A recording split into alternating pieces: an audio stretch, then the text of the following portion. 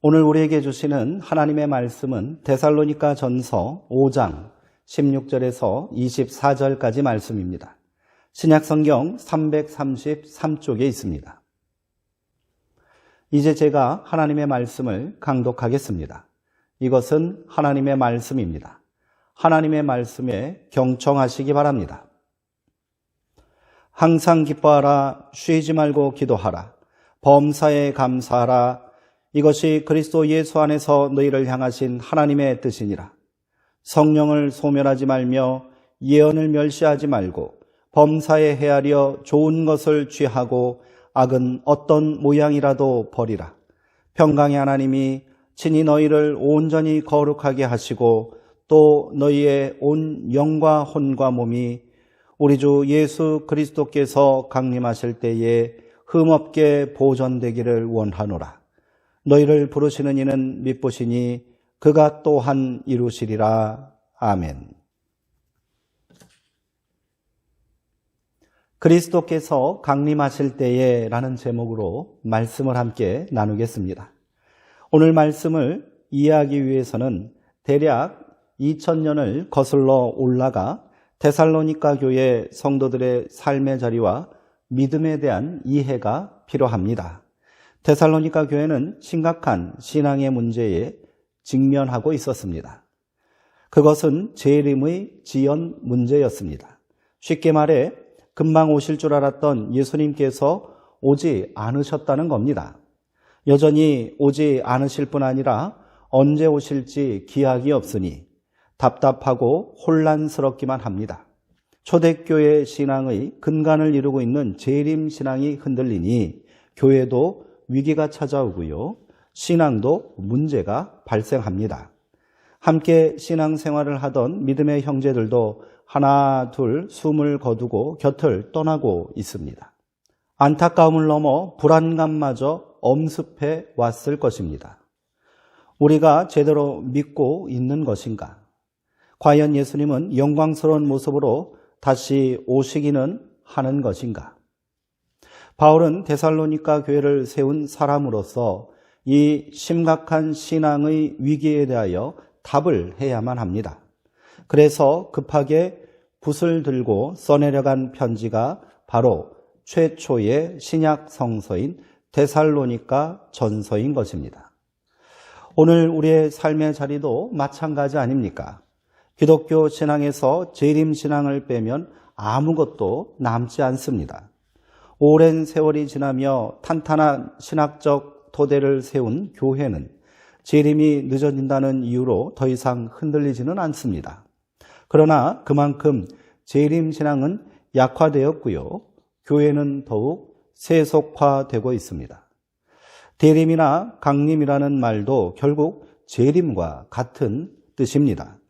우리는 지금 대림절 기간을 보내고 있습니다. 그런데 교회력을 시작하는 이 귀한 신앙의 전통을 그저 성탄을 기다리는 기념일 정도로 여기고 있지는 않습니까? 대림절의 의미를 깊이 고민하고 묵상하지 않으면 성탄은 그저 세속적인 축제 그 이상도 이하도 아니게 될 것입니다.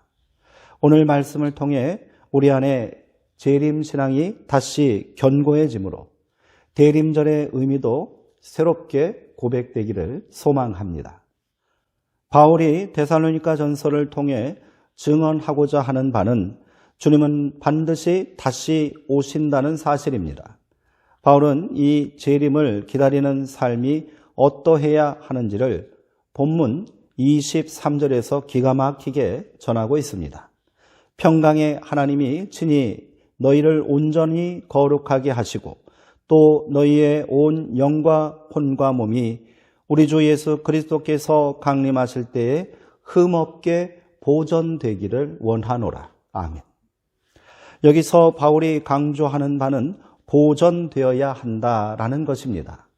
우리 주 예수 그리스도께서 다시 강림하실 때까지 성도의 전 존재가 온전하고 거룩하고 흠이 없이 보존되어야 합니다. 여기서 영과 혼과 몸이 구별될 수 없습니다. 흔히 하는 말처럼 믿음 따로 삶 따로의 모습은 있을 수 없다는 말입니다. 신앙인은 이 모든 것이 다 온전해야 하고요. 흠이 없어야만 합니다. 그러나 우리가 세상을 살며 어찌 그리 살 수 있단 말인가 하고 살짝 거부감이 들기도 할 것입니다. 바울이 현실 감각이 떨어진 사람이라서 그럴까요? 보통 사람이 감히 도달할 수 없는 영적 경지에 이르렀기에 이렇게 말할 수 있었던 것일까요? 그렇지 않습니다. 바울은 그 누구보다도 현실과 치열하게 싸우며 살아온 사람입니다. 타인에 대한 깊은 애정과 공감 능력을 가진 사람이지요. 그렇다고 바울이 현실과 동떨어진 이상적인 이야기를 하고 있는 것이 아닙니다. 그는 매우 단호하고 강력하게 우리를 향해 명령하고 있습니다. 흠 없이 보존되어야 한다라고 말입니다. 이런저런 현실의 문제에 흔들려서도 안 되고요. 타협해서도 안 된다는 것입니다. 그러나 우리는 여전히 직면한 현실의 문제를 외면하고 막연한 미래적 소망만 가지고 살 수 없다고 생각합니다. 당장에 먹고 사는 문제가 더 큰 관심일 수밖에 없지요. 신앙생활을 오래 해온 사람들도 재림을 운운하는 것이 한가롭게 여겨질 수도 있을 것입니다. 그래서 재림신앙은 두 가지 현실적인 문제와 신앙을 극복해야만 합니다. 첫째, 기독교인의 삶은 현재가 아니라 오히려 미래에 의존되어 있다는 점입니다. 이것이 종말 재림신앙의 핵심입니다. 세상 사람들은 과거가 현재와 미래를 결정한다고 생각합니다. 이러한 생각이 현재의 삶을 지배하지요. 열심히 공부해야 좋은 대학 가고요. 열심히 노력해야 성공할 수 있고 그래야 행복한 미래가 보장된다고 생각합니다. 그러나 우리의 인생이 이렇게 계획한 대로 노력한 대로만 이루어지던가요? 그토록 오랜 시간 노력해서 얻은 과거의 성과가 하루아침에 허무하게 무너져 내리는 것을 우리는 수없이 경험합니다. 반면에 기독교 신앙은 미래가 현재를 결정한다고 생각합니다. 그게 그거 아닌가 하실 수 있지만 이 둘은 엄청난 차이가 있습니다. 과거가 현재와 미래를 결정한다고 생각하며 사는 사람은 절대로 인생의 문제에 대한 진지한 답을 찾을 수 없고요. 여전히 과거에 얽매인 삶을 살 수밖에 없습니다. 그래서 항상 불안하고 두렵기만 한 것이지요. 그러나 미래가 현재를 결정한다고 믿고 사는 사람은 더 이상 과거의 일에 집착하지 않습니다. 오늘 나의 모습에 일희일비하지도 않습니다. 지금 당장의 삶이 고통스럽고요. 만족스럽지 않을지라도 또 다른 미래가 예비되어 있다고 믿기에 만족할 수 있고요. 기뻐할 수 있는 겁니다. 소망을 품을 수 있는 거지요. 이것이 바로 신앙의 힘이요. 기독교가 절대로 포기할 수 없는 대림신앙, 종말신앙의 본질인 것입니다. 그런 의미에서 종말론을 이단들이나 하는 이야기로 관심받게 두어서는 안 될 것입니다. 성경적인 올바른 종말론적 신앙은 성도의 삶을 건강하게 하고요. 우리의 삶을 궁극적으로 변화시키는 에너지가 될 것입니다. 두 번째, 기독교 신앙은 구원이 밖에서 온다고 믿습니다. 그동안 인류는 과학과 기술 문명이 계속해서 진보하고 인간은 성실하고 도덕적인 삶을 살면 세상의 구원이 이루어질 것이라는 신화 속에 살고 있었는지도 모릅니다. 그러나 이는 불가능하다는 것을 우리는 깨닫게 되었습니다. 많은 사례를 이야기할 필요도 없습니다. 오늘 우리 주변에서 일어나는 여러 가지 사건들 또 문제들, 지구촌 곳곳에서 일어나는 재난과 전쟁들, 그 모든 것들이 이 사실을 증명하고 있지 않습니까? 구원은 오직 밖으로부터 들어오는 것입니다. 역사의 발전을 통해 인간의 노력을 통해 오는 것이 아니라 이 모든 것을 초월하는 외부에서 오는 것이지요. 하나님은 이를 위해 이 땅에 당신의 아들 예수 그리스도를 보내셨고요. 십자가 대속의 죽음을 통해 구원의 길을 열어주셨습니다. 그리고 부활하신 우리 주님은 이 땅에 다시 오심을 통해 하나님의 구원 역사를 완성하시겠다고 약속해 주셨지요. 베드로 사도는 믿음의 결국은 영혼 구원이라고 말했습니다. 우리가 예수의 재림을 기다려야 하는 이유가 바로 여기에 있는 것입니다. 교회력이 대림절에서 시작되는 이유도 동일한 믿음의 고백에서 나온 것입니다. 감당할 수 없는 현실의 무게에 눌려 버거운 오늘을 살고 있지만 우리는 절대로 이 믿음을 포기해서는 안 됩니다. 이를 포기하면 기독교는 아무것도 남지 않을 것입니다. 여기서 새로운 질문을 던질 수 있을 겁니다. 그렇다면 기독교인들에게 이 땅에서의 삶은 무슨 의미가 있는 것일까? 이러한 문제를 해결하기 위해 극단적인 방법을 택하는 사람들도 있습니다. 세상을 등지고 은둔자처럼 사는 사람들입니다. 수도원에 들어가 평생을 기도와 묵상으로 세속적인 욕심과 인간의 욕망을 제어하며 살려는 사람입니다. 이것이 잘못되었다고 할 수 없으나 모든 신앙인이 이렇게 살 수는 없지 않겠습니까? 그렇게 살아야 한다고 강요해서도 안 됩니다. 신앙인들의 대부분은 여전히 세상 속에서 현실과 씨름하며 살고 있기 때문입니다. 또한 현실을 부정하고 사는 것은 절대로 건강한 기독교인의 태도가 아니지요. 바울은 데살로니가 후서에서 이런 사람들을 향해 엄히 꾸짖고 있습니다. 바울의 말입니다. 재림의 날이 가까이 왔다 하여 두려워하고 쉽게 마음이 흔들려서는 안 됩니다. 이 땅에 소망이 없다 하여 일하지 않는 것은 잘못된 일입니다. 일하지 않는 자는 먹지도 말라고 하셨습니다. 내가 들으니 여러분 중에 잘못된 믿음으로 일하지 않고 오히려 일만 만드는 사람들이 있다 들었습니다. 이런 사람들에게 명령합니다. 주 예수 그리스도 안에서 명하노니 조용히 일하여 자기 양식을 마련하는 일에 게으르지 마십시오. 바울의 가르침은 재림신앙을 막연하게 기다리기만 하라는 말이 절대로 아닌 겁니다. 바울은 오히려 재림신앙을 통해 지금 삶의 자리를 더욱 충실하게 살면서 기쁘고 감사한 삶으로 만들어야 한다고 말하는 거지요. 이를 위해 그는 데살로니가 교회 성도들에게 7가지 실천 덕목을 명령하고 있습니다. 이는 기독교인의 실제적인 삶의 원칙이며 실천이 되어야 할 것입니다. 이 실천 덕목은 크게 2가지로 분류할 수 있습니다. 먼저 기쁨과 기도와 감사입니다. 바울은 이것이 하나님의 뜻이라고 했습니다. 이를 그대로 옮기면 항상 기뻐하라, 쉬지 말고 기도하라, 범사에 감사하라입니다. 그러나 어떻게 항상 기뻐할 수 있단 말입니까? 또 어떻게 쉬지 않고 기도할 수 있단 말이지요? 무슨 재주로 모든 일에 감사하며 살 수 있단 말입니까?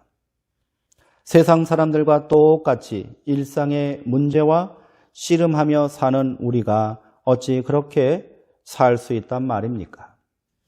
앞에서 말한 것처럼 바울이 세상 물정을 도무지 모르고 원칙론적인 말을 해서일까요?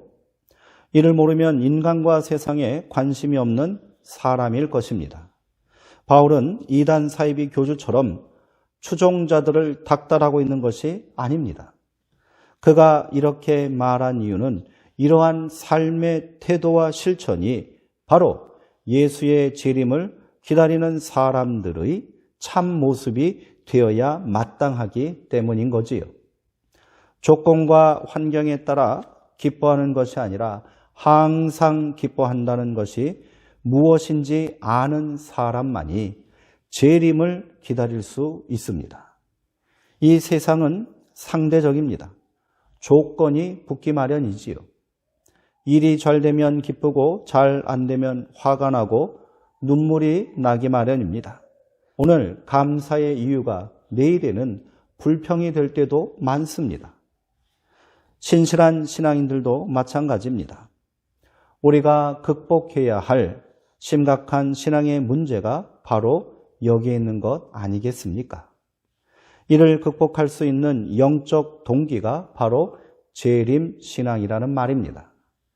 그날을 고대하고 소망하기에 초대교회 성도들은 고난 중에도 기뻐하고요. 절망 가운데서도 기도하며 박해 속에서도 감사할 수 있었던 겁니다. 장차 다가올 미래에 우리의 힘과 노력으로는 도무지 이룰 수 없는 엄청난 성공과 기쁨이 보장되어 있다는 확신이 있는데 어찌 감사하지 않을 수 있겠습니까? 인간의 근원적인 문제와 저주가 풀리는 그날이 반드시 다가온다는 믿음으로 사는 사람이 어찌 기도하지 않을 수 있겠습니까? 오늘 우리는 그렇게 이 땅을 살아가야 합니다. 둘째로 성령을 소멸하지 말고 예언을 멸시하지 말고 범사에 헤아려 좋은 것을 취하고 악은 그 모양이라도 버리라라고 충고합니다. 이는 특별히 영적인 문제와 신앙의 자리에서 요구되는 올바른 성도의 태도가 될 것입니다. 재림신앙이 왜곡되면 영적 신비주의와 은사 열광주의에 빠질 우려가 있습니다. 물론 성령의 은사와 신비 체험이 모두가 잘못된 것은 아닐 겁니다. 바울도 그것이 잘못되었다고 말하지는 않습니다. 그러나 그것에 심취하면 건강한 신앙생활을 할 수 없게 된다고 말하고 있는 것이지요. 이를 위해 바울은 범사에 헤아려 좋은 것을 취하고 악한 것을 배격하는 지혜와 분별력이 있어야 한다 말합니다. 그 어느 때보다 바울의 경고를 귀담아 들어야 할 때입니다. 오늘날 왜곡된 성령운동, 열광적인 은사주의, 언급할 가치조차 없는 이단들의 준동의 기저에는 바울이 경고한 바가 분별력 없이 행해지고 있기 때문은 아닙니까? 우리는 깨어 있어야 합니다. 영적 분별력을 가지고 모든 것을 잘 헤아려 좋은 것을 취해야 합니다. 악한 것은 그 모양이라도 버리는 지혜와 결단이 있어야 합니다. 그래야 오늘 우리가 재림신앙을 지키고 그 믿음으로 세상을 이기며 또한 세상을 변화시키며 살 수 있을 줄 믿습니다. 물론 이러한 분별력을 가진다는 것은 쉬운 일은 아니겠지요. 우리가 더욱 겸손히 말씀에 귀 기울이고 쉬지 않고 기도에 전념해야 하는 이유가 바로 여기에 있는 것 아니겠습니까? 데살로니가 교회의 흔들리는 신앙의 문제, 오늘 우리의 불안한 믿음은 그대로 바울이 느끼고 공감하는 문제였을 것입니다. 그러기에 바울은 이 심각한 문제에 대한 해결책으로 기다림을 강조합니다. 23절의 권면은 결국 예수님의 다시 오실 그날까지 어떻게 해서든 믿음을 지키고 기다려야 한다는 말 아닙니까? 오늘 우리에게 딱 필요한 말씀입니다. 바울은 하늘이 두 쪽 나도 당신들은 온 영과 혼과 몸이 주 예수 그리스도께서 강림하실 때까지 흠없이 보존돼야 합니다. 강조하고 있습니다. 그리고 그리할 수 있다고 성도를 또 오늘 우리를 격려합니다. 평강의 하나님이 친히 너희를 온전히 거룩하게 하시기 때문이라는 겁니다. 하나님께서는 이 땅에 사는 자녀들을 그냥 내버려 두지 않으십니다. 우리가 믿고 고백하는 하나님은 평강의 하나님입니다. 평강은 샬롬입니다. 인간을 구속하는 일체의 불의와 악한 권세로부터 완전히 해방된 상태를 말하지요. 하나님께서 친히 도우시는데 못할 것이 없습니다. 지레 겁먹고 포기할 일도 아닙니다. 주께서 우리를 도우십니다. 믿으시기 바랍니다. 그날이 언제일지 모르나 친히 도우시는 하나님의 능력에 힘입어 우리의 온 영과 혼과 몸을 흠없이 보전합시다. 이 믿음이 세상을 이깁니다. 이 믿음이 우리의 삶의 진정한 변화와 만족을 가져옵니다. 때로는 실패하고 넘어질 수 있겠지요. 그러나 우리 하나님께서는 절대로 넘어지지 않으시고 포기하지 않으십니다. 여전히 우리와 동행하시며 우리를 도우시는 분이십니다. 마지막으로 꼭 한 가지만 기억하시기 바랍니다. 이 땅은 우리의 미래가 아닙니다. 잠시 거쳐 지나가는 곳일 뿐입니다. 우리는 다시 올 그 나라의 주인공들입니다. 아무리 힘들고 아무리 세상이 우리를 흔들고 유혹한다 할지라도 이 믿음을 포기해서는 안 되는 겁니다. 함께 나아갑시다. 바울이 빌립보 교회 성도들에게 권면한 말씀으로 오늘 설교를 마치겠습니다.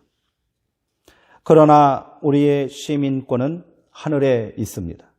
그곳으로부터 우리는 구주로 오실 주 예수 그리스도를 기다리고 있습니다. 아멘. 기도하시겠습니다.